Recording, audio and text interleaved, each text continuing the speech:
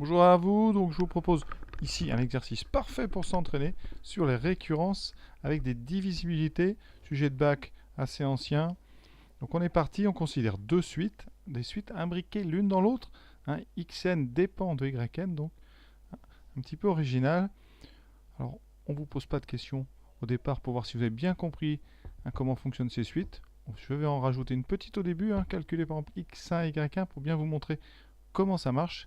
Et on passera à la récurrence, la première qui peut un peu déstabiliser. Donc tout de suite, comment par exemple calcule-t-on les termes de ces suites? On connaît x0, on connaît y0, comment peut-on avoir les suivants? On va utiliser la relation de récurrence. Ici, elle est valable quel que soit n. On peut, par exemple, l'utiliser pour n égale 0. Qu'est-ce que ça va donner? Eh bien, vous trouvez dans les accolades, à gauche, x, donc 0 plus 1, x1, et y1. Donc pour calculer x1, vous voyez, ça donne 7 tiers de x0, on remplace n par 0, plus 1 tiers de y0 plus 1. Et donc y1, ça sera 20 tiers de x0 plus 8 tiers de y0 plus 5. On peut remplacer donc x0 par 1, y0 par 8.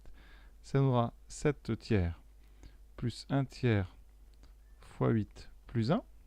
Ce qui donne donc 7 tiers plus 8 tiers, 15 tiers plus 1. Vous voyez que ça donne 5 plus 1, 6. Ça donne un nombre entier. Et ça va être ce qu'on va essayer de démontrer tout d'abord. Ensuite, pour y1, 20 tiers fois 1, plus 8 tiers fois 8, plus 5. Alors on a quoi? 20 plus 8 fois 8, 64. Donc, je ne me trompe pas, 8 fois 8. Donc 64 plus 20, 84. 84 sur 3 plus 5. 84, c'est un multiple de 3. Ça doit être 28. 28 fois 3, oui, ça fait ça. 28 et 5, on a donc 33. On a bien deux nombres entiers. Voilà, donc la première question qu'on propose de faire, c'est de montrer par récurrence que les points mn de coordonnées xn, yn, alors là, vous voyez, on part de suite, et maintenant on les utilise pour que ça soit des coordonnées. Donc c'est pas si évident que ça. Et on veut montrer que Mn appartient à une droite, delta, dont l'équation est 5x moins y plus 3 égale 0. Et on vous dit là, par récurrence. On va rédiger un petit peu avant de commencer, parce que c'est souvent le plus difficile. Donc on va dire Mn de coordonnées xn, yn appartient à delta. Ça équivaut, alors ça c'est pour tout n ici, donc pour tout n appartenant à grand N, ça veut dire que pour tout n appartenant à grand N, on doit montrer donc que 5xn moins yn plus 3 égale 0. J'ai tout simplement remplacé dans l'équation de la droite delta x, y par les coordonnées du point Mn. Voilà, donc maintenant, eh bien, on va montrer par récurrence, donc on écrit sur sa copie, montrons par récurrence que, quel que soit n appartenant à grand N, eh bien 5 fois xn moins yn plus 3 égale 0. Tout de suite, on ne va pas perdre de temps, au rang 0, toujours la plus facile, c'est l'initialisation, mais c'est indispensable. On va donc calculer 5x0 moins y0 plus 3. On ne dit pas que ça fait 0 encore, on le calcule.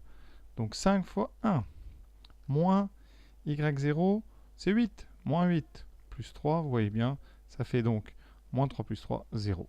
Donc c'est vrai au rang n égale 0.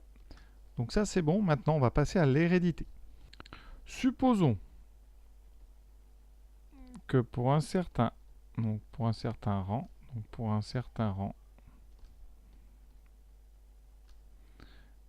k appartenant à n, on va supposer que la propriété est vraie. Donc on suppose que 5xk moins yk plus 3 égale 0. Qu'est-ce qu'on veut montrer?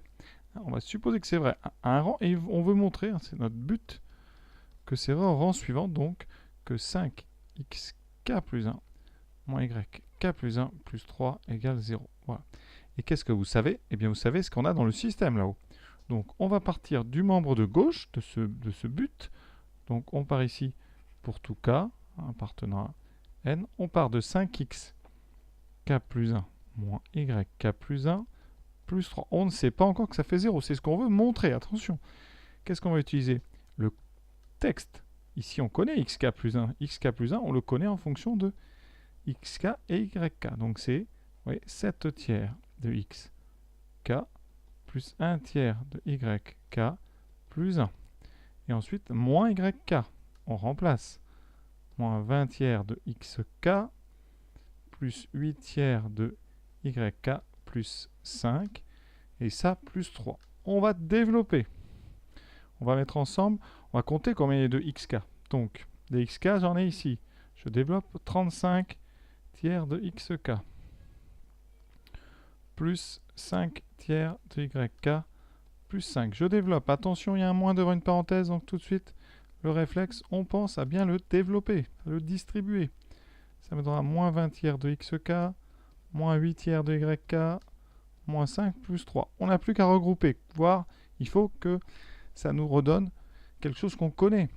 C'est-à-dire, très certainement, notre hypothèse de récurrence qu'on n'a pas oublié, c'est ça. Hein. Ça, il va falloir s'en servir à un moment.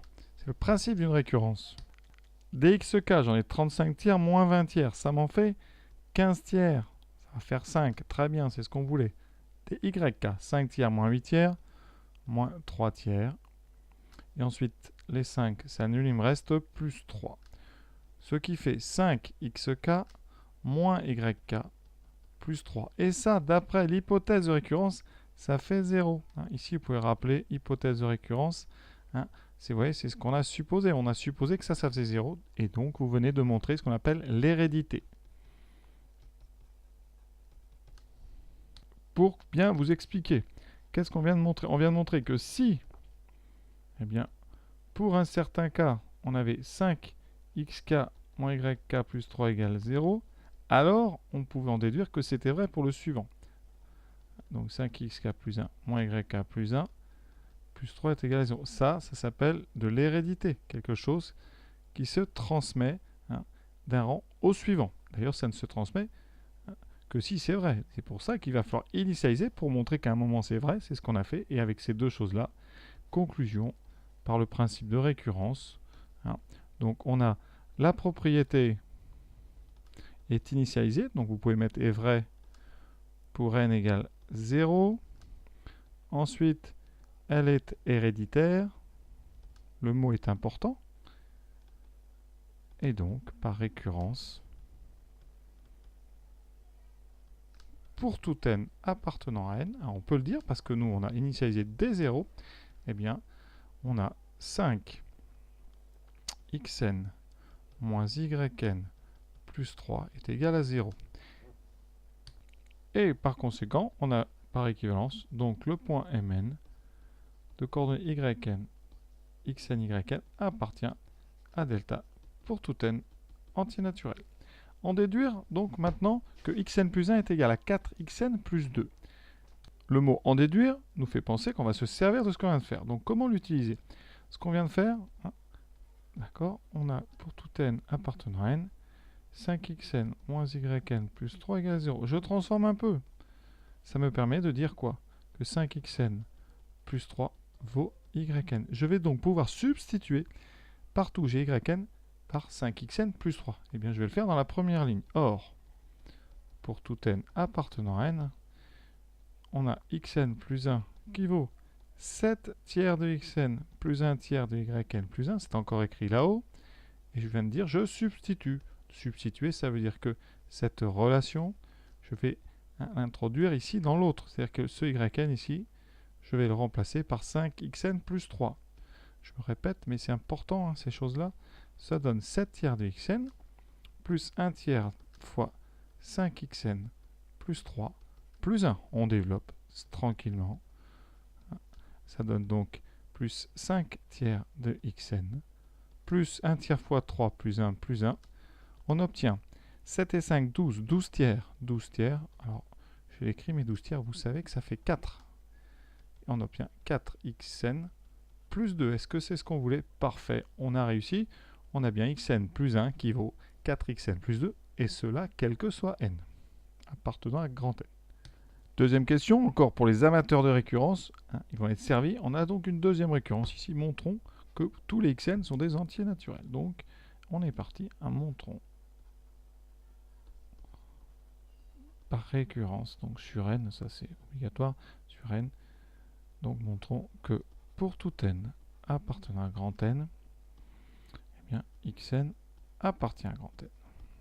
Donc ça va être très simple. Au rang n égale 0. x0, ça vaut 1, donc c'est vrai. Rien à dire là. Voilà. C'est assez évident d'ailleurs que xn est un entier parce que vous faites 4 fois xn plus 2 pour trouver le suivant. Donc à partir du moment où au départ on était entier, on arrive intuitivement à bien voir qu'on est sur des entiers. Pour le prouver, hein, c'est juste une récurrence, mais ce qu'on appelle des récurrences simples. Vraiment là, pas de difficulté. Hérédité, on va rédiger vite. On suppose que pour un certain... Bon, vous pouvez mettre k ou n, moi je mets toujours k, enfin la plupart du temps.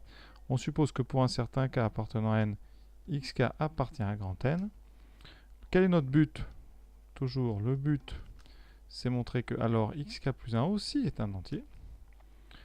Et vous savez que xk plus 1, on vient de le montrer juste avant, je l'ai encore laissé, c'est 4 fois xk plus 2. Donc,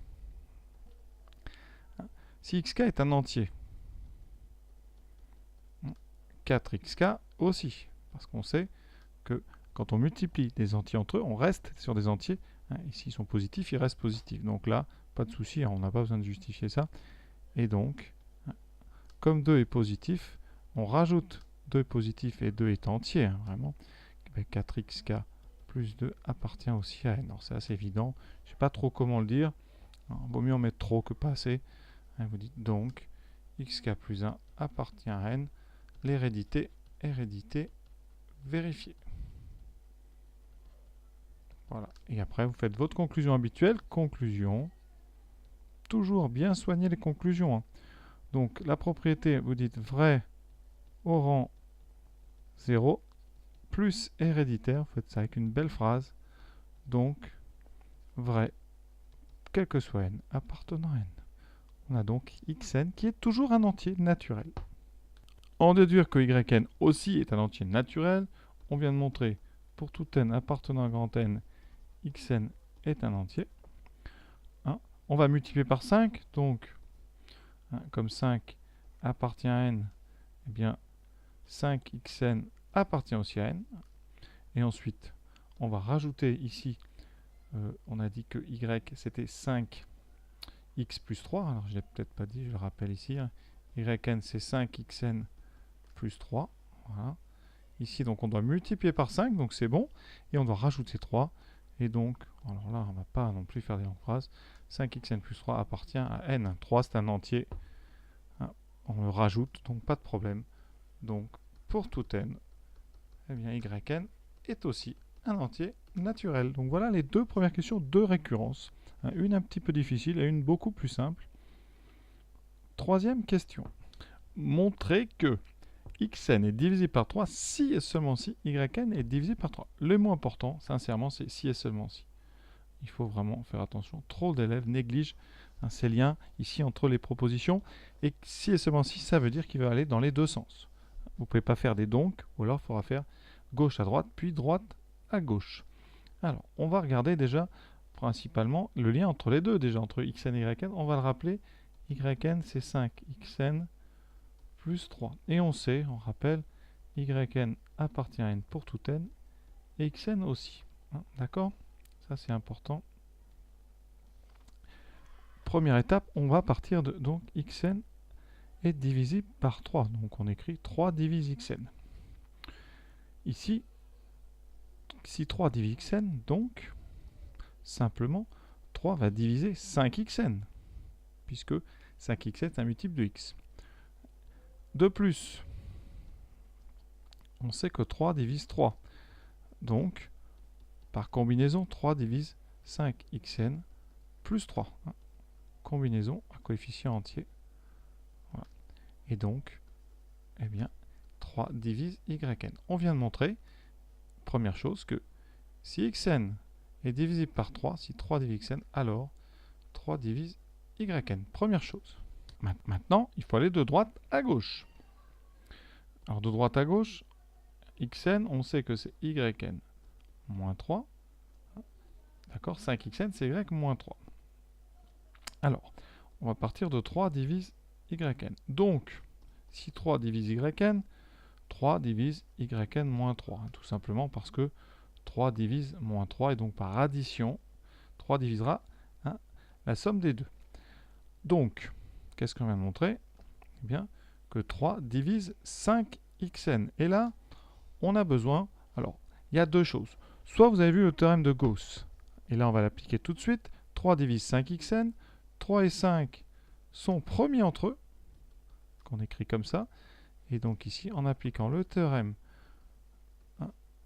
de M. Gauss, eh bien, on en déduit que 3 divise xn. On a fini.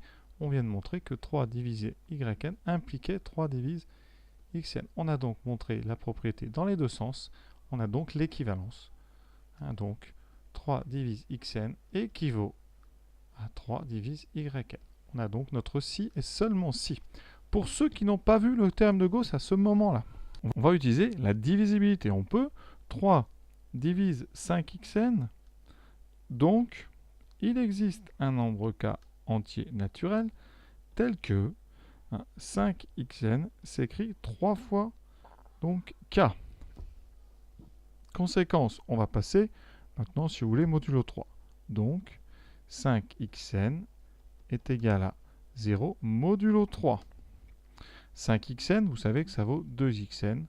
On a donc 2 fois xn qui vaut 0 modulo 3. Petite table de congruence. Très simple. On prend ici les valeurs possibles de xn. 0, 1 ou 2. On est dans un espace modulo 3. Je vais regarder les doubles. 2xn, 0, 2 ou 4. Donc 2 fois 2, 4, ça fera 1. Et nous, conséquence, eh bien on est dans la première situation. Donc 2xn égale à 0 implique forcément que xn est égal à 0 modulo 3. Et donc xn est divisible par 3. Vous voyez, on peut s'en passer dans les cas très simples du théorème de Gauss, à condition de faire ici une table de congruence. Donc voilà, pour ceux qui n'avaient pas vu le théorème de Gauss, comment on fait cette question gauche-droite, droite-gauche.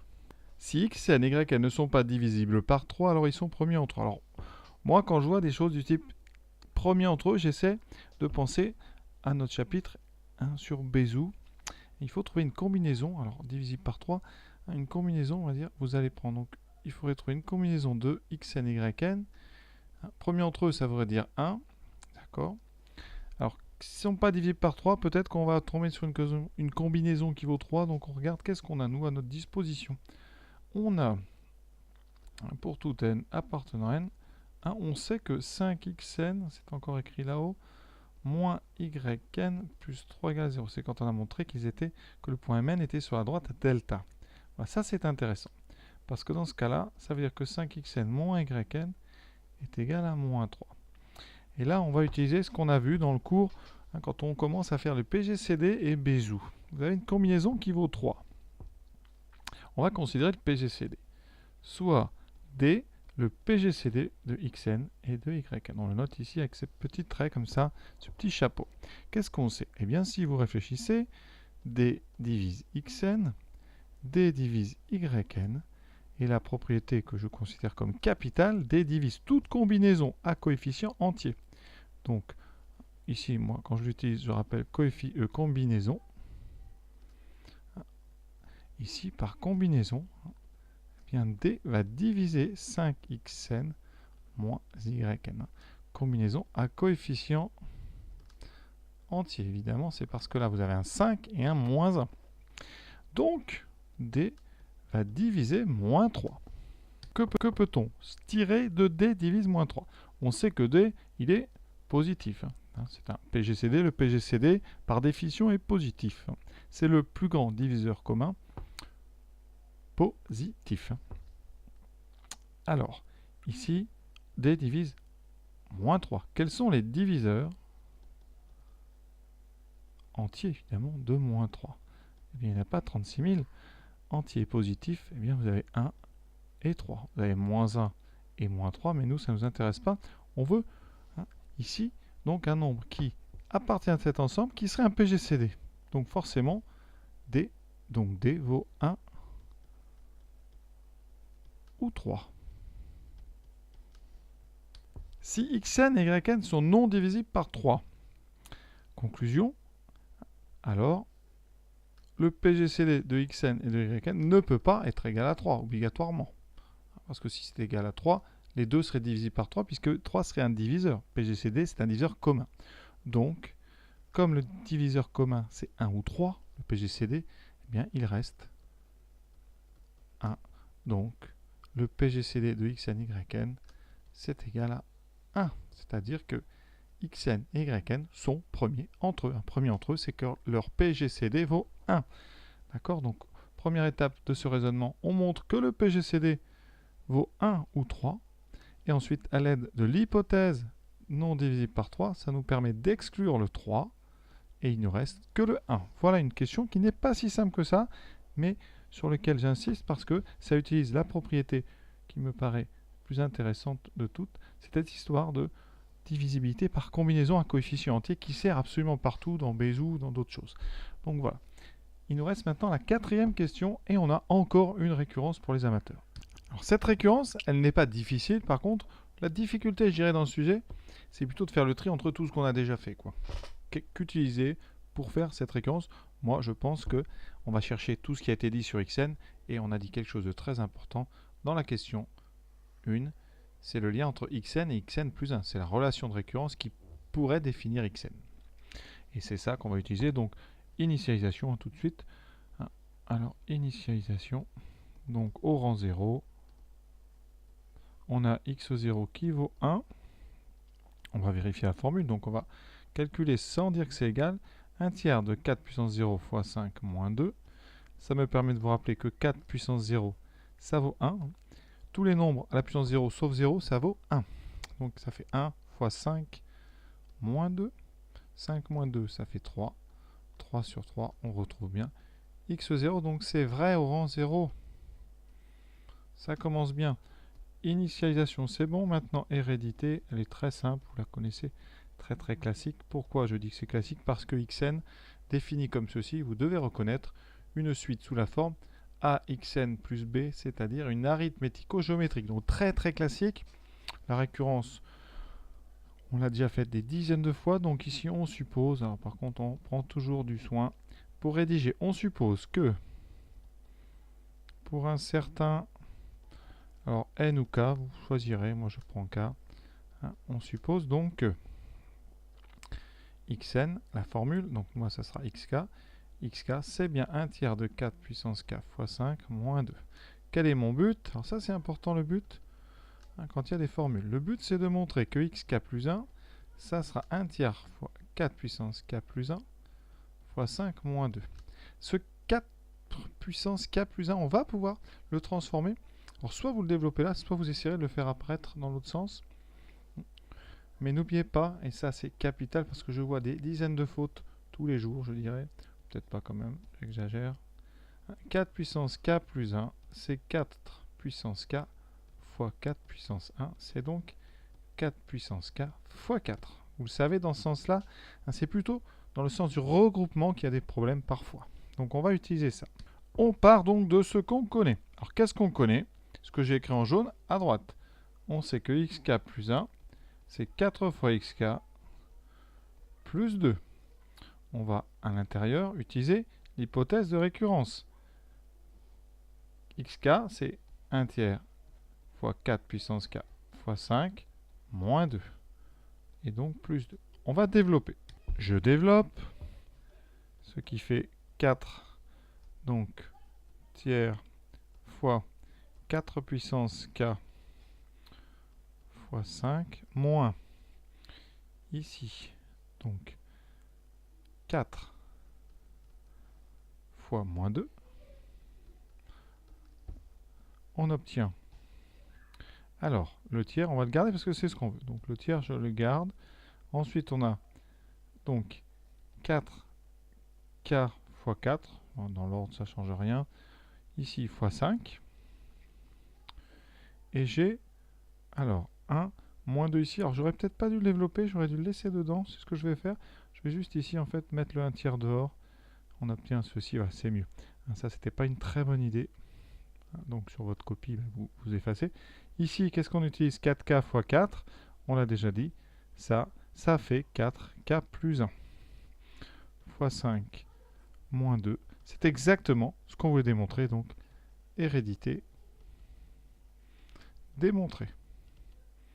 Et vous n'avez plus qu'à faire la même conclusion qu'on a fait depuis le début. La propriété est vraie au rang 0. Elle est héréditaire, donc elle est vraie pour tout n appartenant à n. Dernière question, en déduire que 4 puissance n fois 5 moins 2 est un multiple de 3 pour tout n. Eh bien, on vient de montrer quoi? Que xn, c'était égal à 1 tiers fois 4 puissance n fois 5 moins 2. On a démontré que pour tout n aussi, on sait ça, et on sait aussi que xn appartient à n.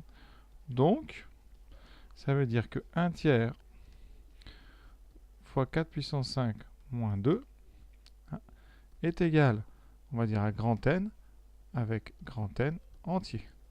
C'est-à-dire qu'il existe un N entier, voilà, tel que 1 tiers fois 4 puissance N fois 5 moins 2 est un entier. Donc, pour tout N, qu'est-ce que ça nous donne? Il existe grand N appartenant à N tel que 4 puissance N fois 5 moins 2 est égal à 3 fois N. Et là, vous reconnaissez l'écriture d'un multiple de 3. Donc, 4 puissance n fois 5 moins 2 est un multiple de 3. Entre parenthèses, il s'écrit 3 fois n avec n entier. C'est la définition des multiples de 3 ici, entier naturel. Donc voilà, sujet terminé. J'espère que ça vous a plu. Un bon entraînement pour les récurrences.